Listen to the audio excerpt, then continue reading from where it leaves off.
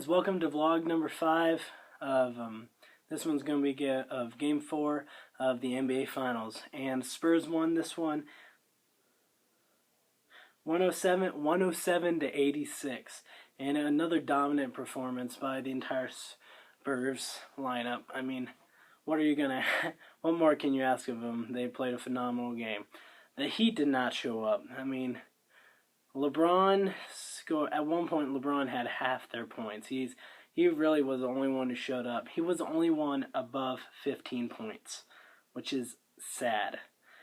The only people who showed up for the Heat really were Dwayne Wade, who had 10 points on 3 of 13 shooting, and Chris Bosh, who had 12 points on 5 of 11 shooting. So a little bit better than Wade, but they just had a rough night. I mean, they made a run in the third quarter. I mean, they made a run. I should say LeBron made a run because he had 19 of their 21 points that quarter, which is unbelievable. Great player, but you can't. There's 5 guys on the floor, and you can't win with just one guy, and that's what made the difference tonight. The Spurs were all around a better team on offense and on defense. For the Spurs, their entire lineup was almost had 10 points, and let's go through that. Tony Parker had 19 points. Kawhi Leonard had another remarkable game after his 29-point performance last game 3, and he had 20 points and 13 rebounds. So hopefully we'll see another great game by Kawhi in game 5 at San Antonio. And Danny Green, 9 points. Most of his threes came in the first quarter. He hit 3 threes, and I think another one in the second quarter. But he had a quiet night, but he really helped out a lot. And Boris Diaw, what can you say? He really played great for. I mean, he only had 8 points, but 9 rebounds and 9 assists. Was one field goal, 1 rebound, and one assist away from a triple double, which is a really difficult thing to do. And Tim Duncan, let's go talk about Timmy. Double-double, 10 points and 11 rebounds, and he passes Magic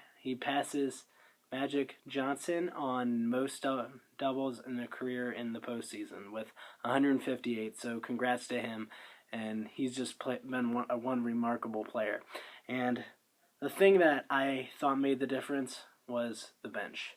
The bench for the Spurs, there were only two guys on the entire bench, which, let me add this up, 1, 2, 3, 4, 5, 6, 7, 8. 8 guys on the bench that played, and only 2 of them didn't score. So everyone got in, everyone got something, and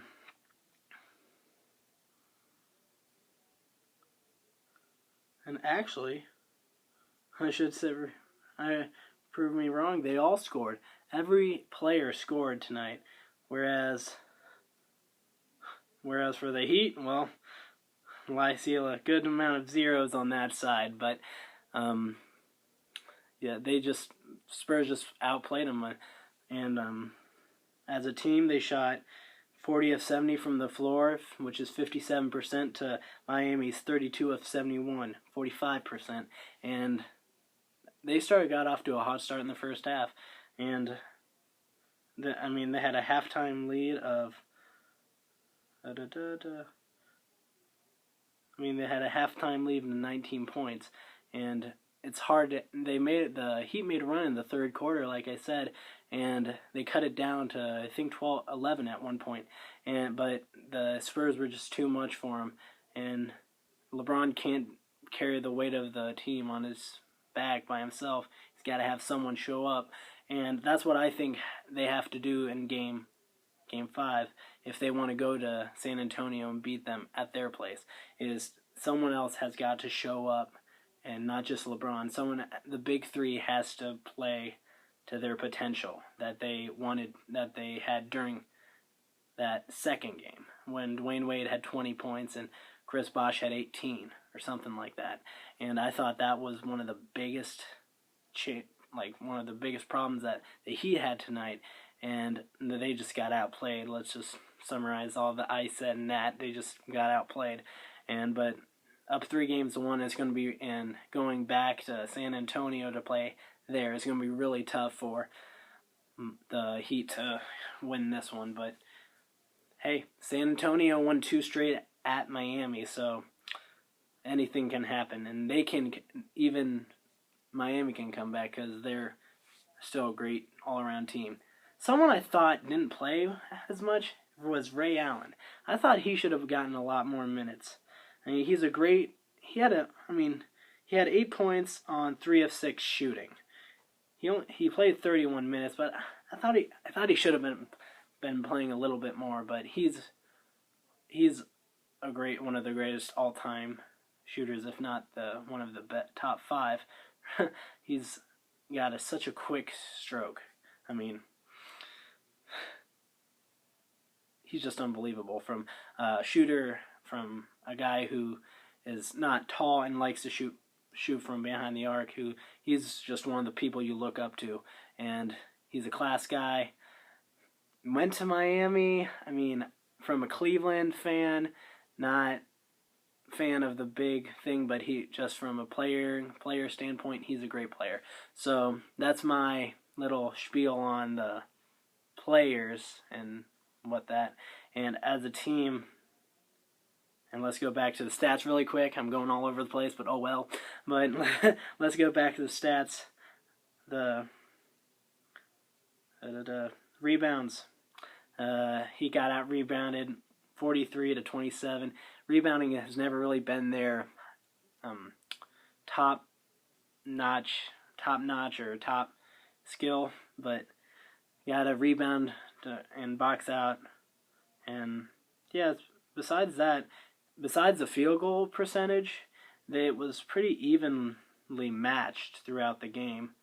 And free throw percentage, San Antonio was 18 of 25 to Miami's 13 of 20, and San Antonio was 72% from the line to their 65, and from the 3, 9 of 21 for the Spurs, 43% to Miami's 9 of 22, 41%. So really evenly matched. But I'm excited to see how the Heat respond in Game 5, and let's hope if they're fighting to live on, or they're hanging on. But hopefully you like this little vlog, and like and subscribe if you want to see more, and comment if you have any suggestions for me, and have a good day. Let's go watch Game 5. See you guys.